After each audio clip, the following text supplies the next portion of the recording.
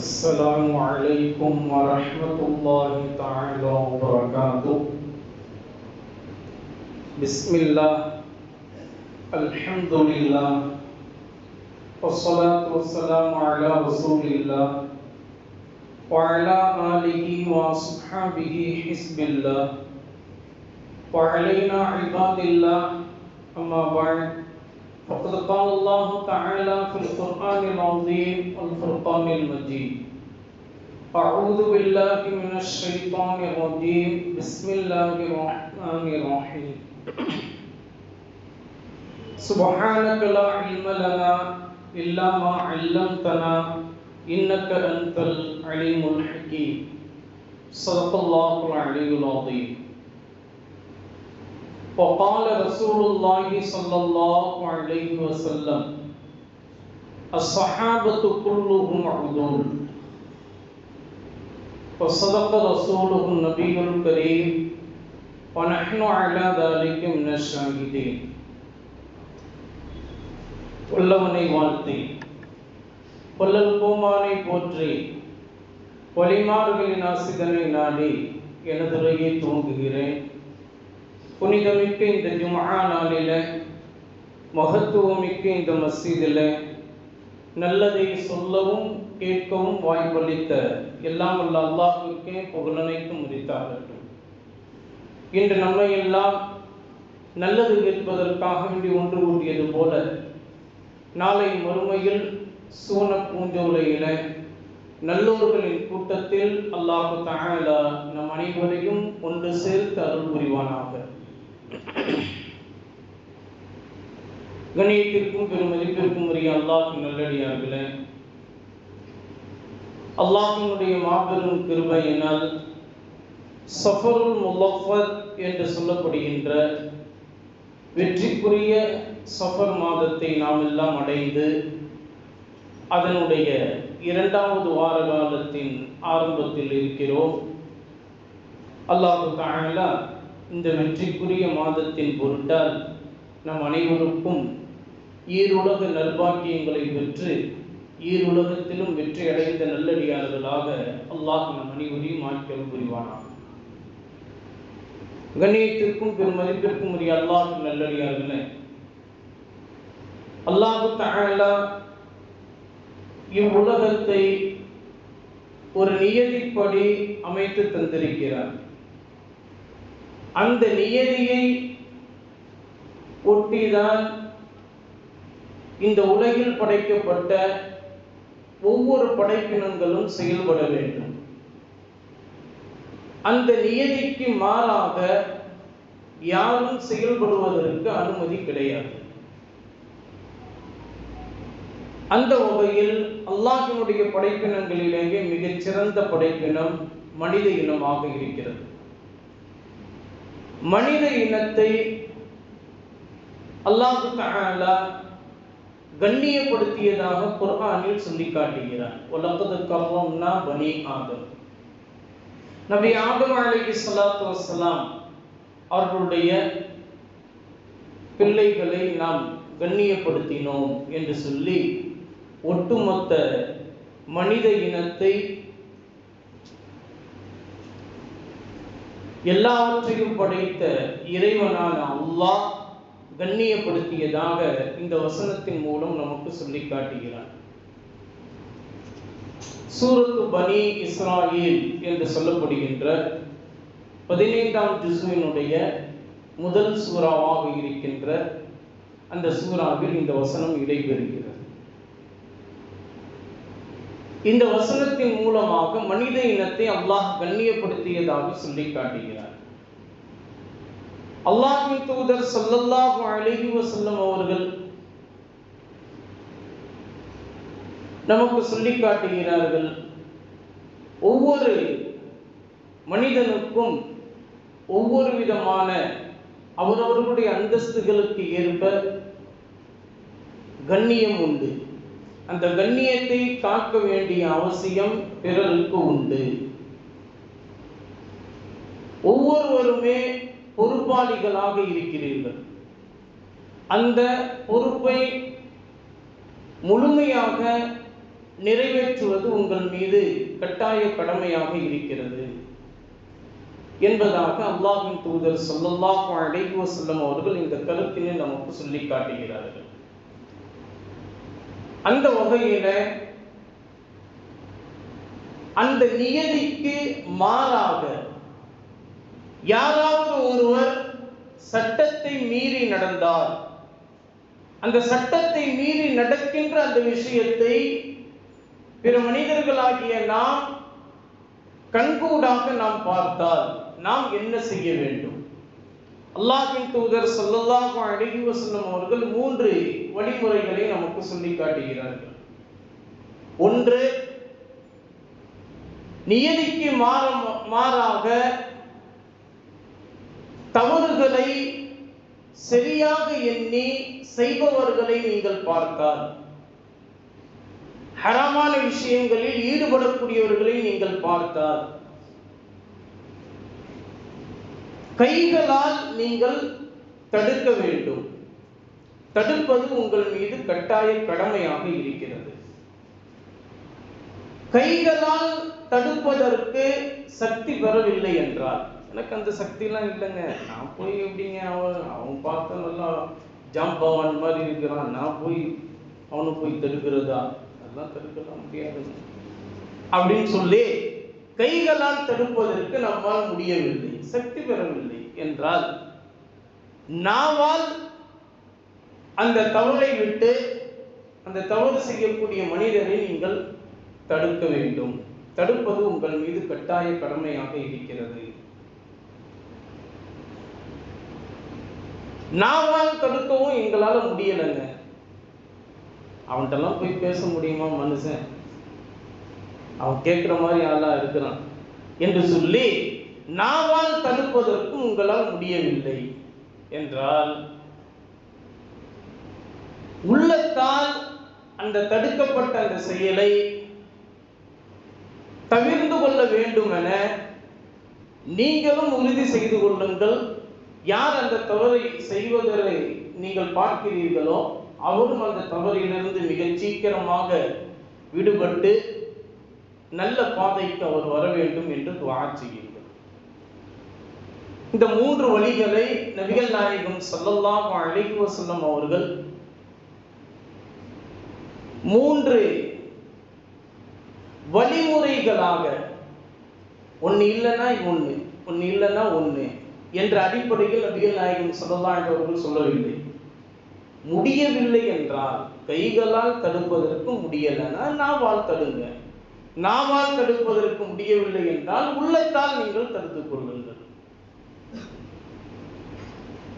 அப்போ முடியவில்லை அப்படின்ற அந்த சக்தி பெறவில்லை என்று வருகிற போதுதான் அடுத்த விஷயத்திற்கே நாம் போக வேண்டும். அப்படி இல்லாத போது கைகளால் தடுக்க முடியும் என்று இருந்தால் கைகளால் தான் நாம் தடுக்க வேண்டும். இது நம்மில் ஒவ்வொருவர் மீதும் கட்டாய கடமையாக இருக்கிறது. அந்த தவறு செய்பவர்கள் யாராக இருந்தாலும் சரி, தைரியமாக எதிர்த்து அவர்களை களம் காண வேண்டிய அவசியம் ஒவ்வொரு இறை நம்பிக்கையாளர் மீதும் இருக்கிறது.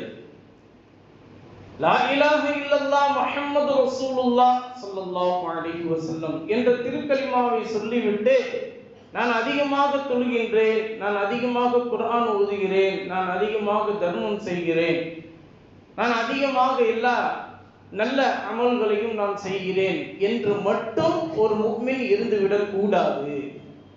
தவறுகளை களைவதும் ஈமானுடைய அடிப்படைகளில் ஒன்றாக இருக்கிறது. இன்னும் சொல்ல போனால், பிரயோஜனங்களை நீங்கள் உங்களுடைய வாழ்க்கையில் இழுத்து கொண்டு வருவதை விட தீமைகளை தடுப்பதுதான் உங்களுக்கு மிகச்சிறந்த காரியமாக இருக்கிறது என்று நமக்கு குர்ஆன் ஹதீஸினுடைய வெளிச்சத்தில் மார்க்க சட்ட வல்லுநர்கள் நமக்கு சொல்லி காட்டுகிறார்கள். ஆக தவறு செய்பவர்கள் அது யாராக இருந்தாலும் சரி, அவர்களை தடுப்பது நம் மீது கட்டாய கடமையாக இருக்கிறது.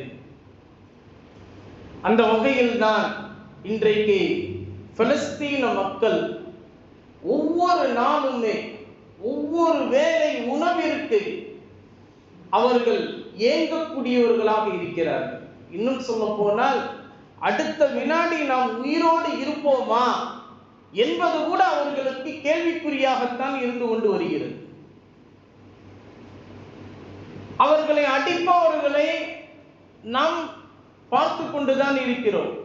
ஆனால் நமக்கு என்ன வந்தது என்று நாம் இருந்துவிடக்கூடாது. நம்மால் முடிந்த அளவு அதற்காக வேண்டி என்ன செய்ய வேண்டுமோ அதை நாம் செய்வது நம் மீது கட்டாய கடமையாக இருக்கிறது. அதுபோல இன்றைக்கு தமிழகத்தினுடைய அளவில் நீதிமன்றங்களில் நீதியை நிலைநாட்டுவதற்காக வேண்டி நியமிக்கப்பட்ட நீதிபதிகள் கூட இன்றைக்கு நீதியை தவறிதான் அவர்கள் இருக்கிறார்கள். இன்றைக்கு பெரும்பாலான நீதிபதிகள் தங்களுக்கான அந்த இடத்தை தக்க வைத்துக் கொள்ள வேண்டும் என்றோ அல்லது தங்களுக்கான அந்தஸ்தை அதிகப்படுத்திக் கொள்ள வேண்டும் என்றோ இன்றைக்கு நேர்மையான முறையில் அவர்கள் நீதி செய்வதற்கு தவறிவிடுகிறார்கள். தங்களுடைய அந்தஸ்தை அதிகப்படுத்திக் கொள்ள வேண்டும் அல்லது தன்னுடைய இடத்தை தக்க வைத்துக் கொள்ள வேண்டும். இன்றைக்கு அதை எதிர்த்து நாம் களம் காணுகின்றோமா என்று பார்த்தால் கிடையாது. சமீபத்தில் பெரம்பூருக்கும் வியாசர்பாடிக்கும் இடையில் இருக்கின்ற கிட்டத்தட்ட 60 வருட காலமாக பள்ளியாக செயல்பட்டு நல்ல பல சேவைகளை செய்து கொண்டிருக்கக்கூடிய ஒரு பள்ளியை இன்றைக்கு இடித்து இருக்கிறார்கள். இந்த செய்தியை நாம் பார்க்கத்தான் செய்கிறோம். பத்திரிகையின் மூலமாக அல்லது செல்போனின் மூலமாக அல்லது மற்ற விஷயங்களின் மூலமாக நாம் பார்த்து கொண்டுதான் இருக்கிறோம். நாம் என்ன செய்கிறோம்? தடுப்பதற்காக வேண்டி செல்கிறோமா? ஆனால் அந்த விஷயத்தை பற்றி நாம் கேட்பதற்கு முயற்சிக்கத்தான் செய்கிறோமா? எதுவுமே கிடையாது. ஆனால் அங்கு இந்து சம்பந்தப்பட்ட கோயிலும் இருக்கிறது, அதுபோல கிறிஸ்துவர்கள் சம்பந்தப்பட்ட சர்ச்சும் இருக்கிறது. ஆனால் முஸ்லிம்களுக்கு என்று உள்ள அந்த பள்ளிவாசல் மட்டும் போக்குவரத்துக்குண்டான அந்த சாலையில் போக்குவரத்துக்குண்டானவர்களுக்கு ரொம்பவும் சிரமமாக இருக்கிறது என்று சொல்லி அதை இடித்து விட்டார்கள். மற்ற சமுதாயத்தவர்களுடைய அந்த வணக்க ஸ்தலங்கள் அப்படியே இருக்கிறது, இன்றும் செயல்பட்டு கொண்டு இருக்கிறது. நம்முடைய பள்ளிவாசல் மட்டும்தான் மக்களுக்கு நோவினை தந்து கொண்டிருக்கிறது என்று சொல்லி அதை இடித்து விட்டார்கள். இன்றைக்கு அதை நாம் திரும்ப பெறுவதற்கு சமூகத்தினுடைய ஆர்வலர்கள் அதை போராடி கொண்டிருக்கிறார்கள். இன்ஷா அல்லாஹ் விரைவில் அவர்களுக்கு வெற்றி கிடைப்பதற்கு நாம் எல்லாம் இந்த ஜும்ஆவிலே துஆ செய்ய வேண்டிய கடமை இருக்கிறது. இப்படி நம்முடைய இஸ்லாத்திற்கு எதிராக நிறைய பேர் இன்றைக்கு மிகப்பெரிய விஷயங்களை செய்து கொண்டுதான் இருக்கிறார்கள். நமக்கு அது நன்றாகவே தெரியும். ஆனால் நம்முடைய ஆதாயத்திற்காக வேண்டி அதில் எதையுமே நாம் செய்யாமல் அமைதியாக நாம் இருந்து விடுகிறோம்.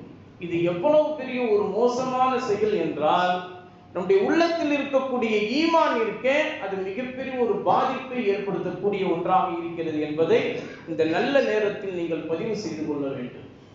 அது மட்டுமல்லாமல் நம்முடைய இஸ்லாமிய மக்களுடைய சேவைக்காக வேண்டி யாரெல்லாம் பாடுபடுகிறார்களோ, அதுபோல நம்முடைய பள்ளிகளை பாதுகாப்பதற்காக வேண்டி அல்லது நம்முடைய பள்ளிகளுடைய இடங்களை வாங்குவதற்காக வேண்டி அல்லது நம்முடைய பள்ளிகள் சார்ந்த அந்த சேவைகளை சரிவர செய்ய வேண்டும் என்பதற்காக வேண்டி போராடக்கூடியவர்களோடு நாம் இணைந்தே இருப்பது இன்றைக்குள்ள காலகட்டத்தினுடைய மிக முக்கியமான ஒரு சேவையாக இருக்கிறது. காரணம் என்னவென்று சொன்னால், நம்முடைய வரலாற்றிலே இன்றைக்கு கை வைத்து தெளிவான முறையில் ஆதாரபூர்வமாக வரலாறு பதிவு செய்யப்பட்டிருந்தாலும் அந்த பதிவு செய்யப்பட்ட வரலாறுக்கு மாற்றமாக நம்முடைய பிள்ளை செல்வங்களுக்கு பள்ளிக்கூடங்களில இன்றைக்கு அவுரங்கசீப் ரஹ்மத்துல்லாஹி அலைஹி அவர்களுடைய தந்தை, அவர்களுடைய பாட்டனார் எல்லோரையும் காம கொடூரர்களாக இன்று வரலாற்றிலே பதிவு செய்து பிள்ளைகளுக்கு பாடமாக அதை நடத்தி கொண்டிருக்கிறார்கள். இதையும் நாம் பார்த்து கொண்டு கேட்டுக்கொண்டுதான் வருகிறோம். எதையாவது தடுப்பதற்கு ஏதாவது ஒரு முயற்சி செய்கிறோமா? அல்லது தடுப்பவர்களை ஆதரித்து நாம் அவர்களை ஆதரித்து அவர்களுக்காக ஏதாவது நம்மால் முடிந்த அளவு ஏதாவது ஒரு உதவி செய்கிறோமா என்று பார்த்தால் நம்முடைய இஸ்லாமியர்களில 1% கூட அதற்கான முயற்சியில் ஈடுபடுவதே கிடையாது. ஆனால் நம்முடைய மாற்று மதத்து சகோதரர்களை பாருங்கள், அவர்களுடைய வழிபாட்டு தலங்களை கை வைக்க வருகிறார்கள் என்று சொன்னாலே அதை எல்லோரும் கைகோர்த்து சங்கிலி தொடராக நின்று அதை தடுப்பார்கள். இதுவெல்லாம் யாருடைய வழிமுறை? யார் காட்டிய வழிமுறை என்று சொன்னால் நாம் காட்டிய வழிமுறை தான் அவர்களுக்கு. இன்றைக்கு அவர்கள் அதை செயல்படுத்துகிறார்கள். நாம் இன்றைக்கு அதை செயல்படுத்துவதற்கு நமக்கு மனதில் துணிவு இல்லை, பயம் தான் அதிகமாக இருக்கிறது. ஆனால் ஒரு காலம் இருந்தது, நம்மை பற்றி பேசினாலே அவருடைய உள்ளத்தில் பயம் ஏற்படும். அல்லாஹ் தஆலா அப்படிப்பட்ட ஒரு பயத்தை அல்லாஹ்வை ஏற்றுக்கொள்ளாத இறை மறுப்பாளர்களிடத்திலும் இணை வைப்பாளர்களிடத்திலும் அல்லாஹ் தஆலா அப்படி ஒரு பயத்தை அல்லாஹ் தஆலா ஏற்படுத்தி இருந்தார். காரணம் என்ன தெரியுமா? ஒரே ஒரு விஷயம்தான். நபிகள் நாயகம் ஸல்லல்லாஹு அலைஹி வஸல்லம் அவர்களை பின்பற்றி வாழ்ந்த சஹாபாக்கள், இமாம்கள், வலிமார்கள் எல்லோருமே அத்லு என்கின்ற அந்த நீதம், நேர்மை என்கிற விஷயத்தில் கொஞ்சம் கூட சருகாமல் அந்த விஷயத்தில் அவர்கள் நீதியோடு செயல்படக்கூடியவர்களாக இருந்தார்கள். நீதிபதியாக இருந்தாலும் சரி, மக்களின் மன்றத்திலே அவர்கள் மீது வழக்கு தொடரப்பட்டிருந்தால் மக்களின் மன்றத்திலே தைரியமாக துணிச்சலாக நீதிபதியாக என்றாலும் சரி அவரை குற்றவாளி கூண்டில் நிற்க வைத்து அவருக்கான தீர்ப்பு வழங்கக்கூடியவர்களாக இருந்தார்கள். ஹஜ்ரத் உமர் இப்னு கத்தாப் ரலியல்லாஹு தஆலா அன்ஹு அவர்களுடைய ஆட்சி காலகட்டத்தில் மதீனா நகரத்தினுடைய பள்ளிவாசலை விரிவுபடுத்தக்கூடிய ஒரு சூழல் ஏற்பட்டது. மஸ்ஜிது நபவியை விரிவுபடுத்த வேண்டும். ஆனால் விரிவுபடுத்துவதற்கு ஒரே ஒரு சிக்கல் என்னவென்று சொன்னால், நபிகள் நாயகம் ஸல்லல்லாஹு அலைஹி வஸல்லம் அவருடைய சிறிய தந்தையான ஹஜ்ரத் அப்பாஸ் ரலியல்லாஹு தஆலா அன்ஹு அவர்களுடைய இடம் அந்த பள்ளிவாசலிற்கு பக்கத்தில் இருந்தது. அவர்களுடைய வீடு அங்கு கட்டப்பட்டிருந்தது. அது அவர்களுக்கு சொந்தமான இடம். அந்த வீட்டை இடித்தால்தான் பள்ளிவாசலினுடைய அந்த இடத்தை விரிவுபடுத்த முடியும். அதனால் ஒரு நேரத்தில் ஆலோசனை செய்யக்கூடிய அந்த நேரத்தில் ஹஜ்ரத் உமர் ரலியல்லாஹு தஆலா அவர்கள் சொன்னார்கள், மஸ்ஜிது நபவியை நாம் விரிவுபடுத்த வேண்டிய அவசியம் இருக்கிறது என்பதாக சொன்னார்கள். அந்த சபையில் இருந்த ஹஜ்ரத் அப்பாஸ் ரலியல்லாஹு தஆலா அவர்கள் கட்டாயமாக நீங்கள் விரிவுபடுத்தியே ஆக வேண்டும் என்று சொன்னார்கள். சொன்னதுமே உமர் ரலியல்லாஹு தஆலா அவர்கள் சொன்னார்கள், உங்களுடைய வீடு கெட்டப்பட்ட அந்த இடம் பள்ளிவாசலுடைய இடத்திற்கு பக்கத்தில் இருக்கிறது. அந்த இடத்தை தாங்கள் சில வெகுமதிகளுக்கு பகரமாக நீங்கள் அதை தந்து விடுங்கள். உங்களுக்கு வேறு ஒரு இடத்தில் அது போன்ற ஒரு இடத்தை நான் உங்களுக்கு சொந்தமாக்கி தந்து விடுகிறேன். அதற்கான பகரத்தையும் உங்களுக்கு நான் கொடுத்து விடுகிறேன் என்பதாக ஹஜ்ரத் உமர் ரலியல்லாஹு தஆலா அவர்கள் சொன்னார்கள். அப்பாஸ் ரலியல்லாஹு தஆலா அவர்கள் உடனே சொன்னார்கள், தர முடியாது. அது எங்களுக்கான பாரம்பரியத்தினுடைய அடிப்படையில் அது எனக்கு இப்போது சொந்தமாக இருக்கிறது, அதை மட்டும் தர முடியாது என்பதாக அப்பாஸ் ரலியல்லாஹு தஆலா அவர்கள் சொல்லிவிட்டார்கள். யாருக்கு முன்னதாக சொல்கிறார்கள்?